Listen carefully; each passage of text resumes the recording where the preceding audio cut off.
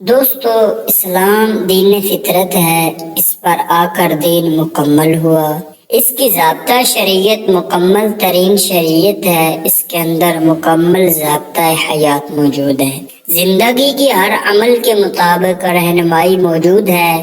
اسی شریعت کے مطابق سور کا گوشت یا اس سے جڑی کسی بھی چیز کا استعمال مسلمانوں کے لیے حرام قرار دیا گیا۔ جو بات آج سے 1400 سال قبل پیغمبر اسلام اللہ کے احکام کے مطابق بتائی، اسی بات کو سائنس آج ثابت کر رہی ہے، اور یہ دین اسلام کی سچائی کا نہ صرف ثبوت ہے بلکہ ایمان کی پختگی کا سبب بھی ہے۔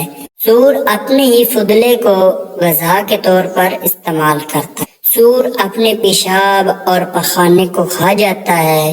اس کے علاوہ یہ غذا کے طور پر ہر ملنے والی چیز کو کھا جاتا ہے، چاہے وہ گندگی میں پلنے والے کیڑے ہوں یا اس کے ساتھیوں کا گند اور ان کے زخموں سے رسنے والا خون اور پیپ ہو۔ یہ سب چیزیں وہ غذا کے طور پر استعمال کرتا ہے۔ سور کے گوشت میں زہریلے مادے جذب کرنے کی استعداد زیادہ ہوتی ہے۔ کسی بھی اور جانور کے مقابلے میں سور کے گوشت میں زہریلے مادوں کی مقدار زیادہ ہوتی ہے، اور اس کی وجہ یہ ہے کہ وہ غذا میں زیادہ سے زیادہ مقدار میں زہریلے مادے جذب کرتا ہے۔ سور کو پسینہ نہیں آتا۔ اللہ رب العزت جو سارے جہاں کا خالق و مالک ہے، اس سے زیادہ اپنی تخلیق کے بارے میں کوئی نہیں جانتا، مگر اب سائنس نے بھی اس بات کو ثابت کیا ہے کہ سور کو پسینہ نہیں آتا۔ اس وجہ سے وہ تمام زہریلے مادے جو کہ پسینے کی صورت میں جسم سے خارج ہو سکتی ہیں، وہ سور میں نہیں ہو پاتا، اور اس کا زہر اس کے خون میں ہی جمع ہوتا رہتا ہے۔ سور پر زہر اثر نہیں کرتا۔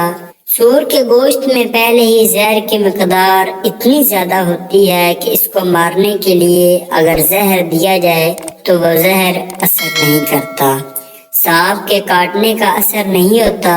اکثر وہ کسان جو سور کو پالتے ہیں اس کو سانپوں کے بل کے پاس چھوڑ دیتے ہیں، کیونکہ یہ نہ صرف ان سانپوں کو کھا لیتا ہے بلکہ ان سانپوں کے کاٹنے سے ان کا زہر بھی اس پر اثر نہیں کرتا۔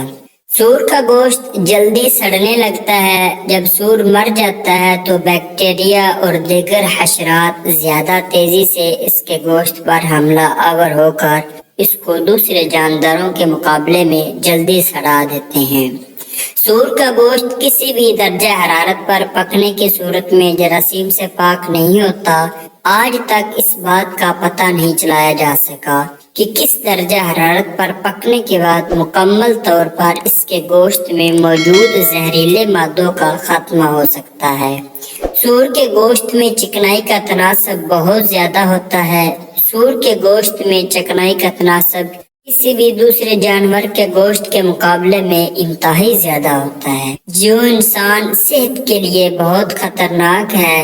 سور کی کھائی گئی غذا بہت تیزی سے اس کے جسم کا حصہ بنتی ہے۔ سور کا نظام ہاضمہ بہت تیز رفتاری سے کام کرتا ہے، اسی وجہ سے غذا انتہائی قلیل وقت یعنی صرف 4 گھنٹوں میں اس کے جسم کے گوشت کا حصہ بن جاتا ہے، اور چونکہ یہ انتہائی تیز رفتار سے ہوتا ہے لہذا یہ گوشت غذائیت سے محروم ہوتا ہے۔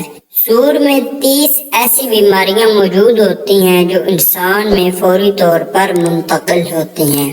یہی وجہ ہے کہ اللہ کی جانب سے سور کو چھونے سے بھی منع فرمایا گیا ہے۔ سور کا گوشت کئی مہلک بیماریوں کا سبب بن سکتا ہے۔ سور انسان میں ٹائیفائڈ، جوڑوں کے درد، پتے کی بیماریوں اور دیگر کئی بیماریوں کا سبب بن سکتا ہے۔ سور کے گوشت کے اندر ایسی سلوٹیں ہوتی ہیں جو زہریلے مادے اپنے اندر جمع کر لیتی ہیں۔ سور کے گوشت میں ایسی سلوٹیں موجود ہوتی ہیں جو اس کے اندر کے زہریلے مادوں کو خارج نہیں ہونے دیتی۔ نتیجے کے طور پر وہ سارے زہریلے مادے اس امید ہے آپ کو یہ ویڈیو پسند آئی ہوگی۔ ایسی مزید اچھی ویڈیوز دیکھنے کے لیے چینل کو سبسکرائب کرنا مت بھولیے گا۔ فی امان اللہ، اللہ حافظ۔